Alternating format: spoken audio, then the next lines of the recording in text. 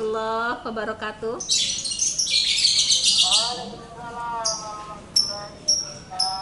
Alhamdulillah, bismillahirrahmanirrahim, la haula wala quwata illa billah. Rabbi shrah li sadri wa yassir li amri wahlul 'uqdatam min lisani yafqahu qawli.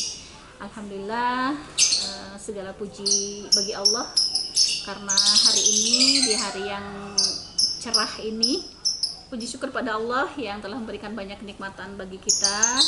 Ya alhamdulillah, cukup lama ya saya baru ngisi lagi nih. Dan insya Allah ini saya akan menyampaikan hal yang menurut saya penting ya, terkait dengan kondisi saat ini juga, bahwa kondisi kesehatan manusia itu ya sangat tergantung dengan bagaimana keadaan emosi kita. Nah, memang pola makan, pola hidup ya seperti olahraga, tidur atau istirahat yang cukup, kemudian makanan bergizi, minum air putih yang banyak juga memberi kontribusi terhadap kesehatan kita. Tapi tetap faktor yang terpenting atau yang terkuat adalah menjaga mood kita untuk tetap selalu bahagia. Nah, ini ada penelitian terbaru bahwa ternyata olahraga dan mengatur makanan yang sehat dan sebagainya itu ternyata posisinya ada di bawah ya. Dan posisi yang terkuat yang mendudukinya adalah ternyata ketika kita menjaga mood dengan baik ya, menjaga kondisi hati tetap selalu bahagia, itu adalah kontribusi terbesar untuk kondisi kesehatan kita ya. Jadi memang emosi itu sangat berdampak besar ya kepada kesehatan. Orang yang depresi atau sangat stres dalam waktu yang lama ya, dapat dengan mudah menyebabkan endokrin, dan pada saat kondisi stres itu teraktivasi yang namanya hormon kortisol ya. Hormon kortisol itu diproduksi pada saat kita dalam keadaan stres. Dan sifat dari hormon kortisol itu adalah menurunkan imunitas kita. Nah, hal ini yang membawa serangkaian resiko terhadap kesehatan ya, karena adanya hormon kortisol ini. Jadi orang yang kesehatannya prima gitu ya, katakanlah seperti itu, dan mempunyai umur lebih panjang, itu adalah mereka yang punya kondisi kejiwaan yang senantiasa optimis ya. Jadi walaupun mengalami banyak perubahan hidup, misalnya sekarang dalam kondisi pandemi ya, terus kemudian PPKM tetap diperpanjang lagi gitu ya, mereka tetap tersenyum gitu pada kehidupan. Nah, ini justru yang menjadi penentu kondisi kesehatan kita, penentu yang terkuat ya. Karena memang pikiran dan perasaan kita ya, emosi itu pikiran dan perasaan ya. Pikiran dan perasaan kita sangat terkoneksi dengan tubuh ya, karena memang satu sistem bekerjanya itu. Nah, karena bekerja satu sistem, dan itu yang faktor yang terkuatnya itu adalah kondisi, menjaga kondisi mood kita untuk selalu bahagia, itulah yang hampir bisa dipastikan ya. Orang yang sakit fisik itu hampir bisa dipastikan adanya sumbatan emosi ya yang ada pada dirinya yang belum terilis ya, yang belum terlepaskan. Nah, melihat itu, ternyata obat terbaik dalam mencegah penyakit adalah, yang pertama adalah ketenangan pikiran, yang kedua adalah suasana hati yang bahagia.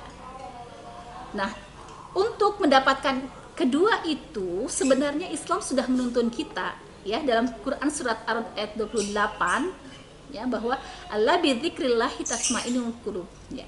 Dan ingatlah bahwa ya, hanya dengan mengingat Allah lah hati kita menjadi tenang. Jadi memang Allah itu tidak memberikan mekanisme lain kepada kita untuk mendapatkan hati yang tenang kecuali dengan berzikir atau mengingat Allah ya. Walaupun memang setiap orang kualitas zikirnya berbeda-beda, jelas akan berpengaruh terhadap kualitas kesehatannya juga. Orang yang mengingat Allah atau berzikir hanya dengan lisannya saja, ada orang yang berzikir dengan hati dan perasaannya terlibat ke dalam zikirnya, ya, ada yang sampai merasakan akhirnya dalam zikir itu ditemukan hal-hal, selalu melihat hal-hal baik dalam setiap situasi apapun, sehingga muncul kesyukuran di dalam dirinya, sehingga dirinya tuh dalam kesehariannya itu selalu apa yang terlihat itu adalah hal baiknya, sehingga selalu bersyukur dan bersyukur. Dan bersyukur itu berbanding lurus dengan kebahagiaan. Semakin banyak orang bersyukur, ya semakin banyak dia merasakan kebahagiaan. Jadi sebuah warning buat kita ya, bahwa ketika kita merasa pikiran kita sedang tidak tenang, atau kita sedang merasakan tidak bahagia gitu ya hati kita, ya itu sebenarnya kode dari Allah bahwa kita sebenarnya pada saat itu kondisinya kita sedang kurang zikir ya.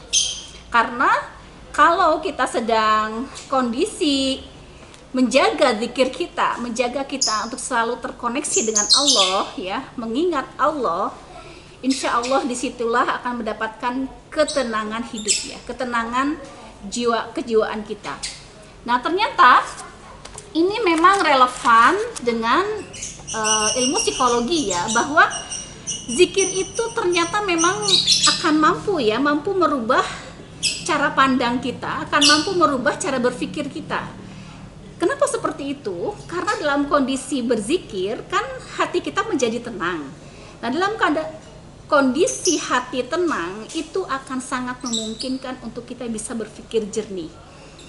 Nah, ketika kita bisa berpikir jernih, pada saat itulah kita akan sangat mudah untuk melatih diri untuk melihat hal-hal baik dalam setiap kondisi, dalam setiap keadaan.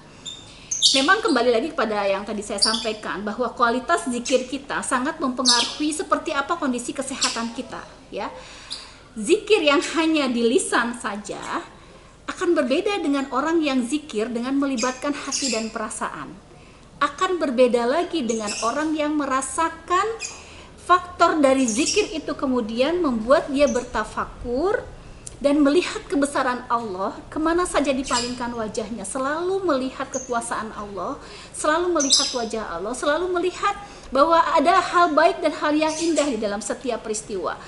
Adapun terlihat seperti sesuatu yang buruk, karena dia meyakini di setiap apa yang terlihat dalam pandangan fisiknya itu adalah buruk, tetapi Allah pasti akan menitipkan sebuah hikmah, akan menitipkan sebuah pesan ya, pembelajaran untuk kita, bahwa ada hal yang lebih penting, lebih tinggi nilainya untuk kita fahami.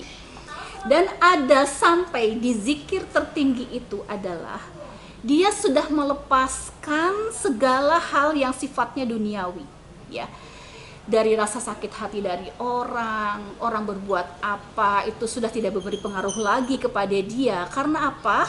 Karena faktor dari zikirnya itu dia sudah memenuhi ruang dirinya hanya dengan energi Allah saja. Ya, dia penuhi, dia izinkan dirinya ya untuk menerima seluruh rahmat dan karunia dari Allah, dan dia yakin bahwa segala yang datang dari Allah itu pasti baik. Maka segala yang terlihat buruk pun dalam pandangan dia adalah sesuatu yang baik.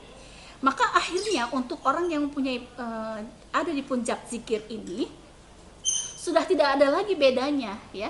Sakit hati, seneng, sakit fisik, sembuh, atau kita dalam keadaan merugi, dalam keadaan beruntung, segala macam semuanya sama. Karena yang dia pikirkan itu semuanya hanya duniawi, yang sifatnya fana atau sementara, bahkan diri ini pun fana, yang abadi hanya Allah. Jadi seluruh ruang-ruang dirinya dipenuhi dengan, karena keyakinannya penuh kepada Allah ya, karena tauhidnya lurus, kemudian ikhlasnya itu lempeng sama Allah gitu ya. Akhirnya segala hal yang terjadi di dalam dirinya itu adalah, menurut dia adalah sebuah kebaikan. Bahkan orang yang kayak gini tidak akan bisa lagi disakitin oleh semua orang, gak akan bisa sakit hati, karena walaupun orang lain menyakitinya, tapi dianya kan gak mau sakit gitu loh, gak mau sakit hati gitu loh, jadi gak akan bisa sakit hati dia. Orang mau ngomong keras apapun, kondisinya sejatuh apapun, misalnya perusahaannya sedang diuji sebesar apapun, dia tetap optimis, tersenyum gitu menghadapi kehidupan ini. Itu adalah orang yang zikirnya sudah benar-benar mencapai spiritual yang matang sekali gitu ya, dalam sekali seperti itu. Mudah-mudahan kita ditakdirkan untuk bisa sampai ke situ ya, walaupun kita sekarang mungkin semua sedang masih belajar ya, masih belajar untuk di tahap itu, untuk sampai kepada level itu. Tapi insya Allah ketika paling tidak saat ini kita menyadari ketika saat bangun tidur kondisi kita, mood kita sedang tidak baik, kemudian merasa bangun itu merasa capek semua, pikiran gak enak, gak happy, itu segera sadari dan segera move on ya.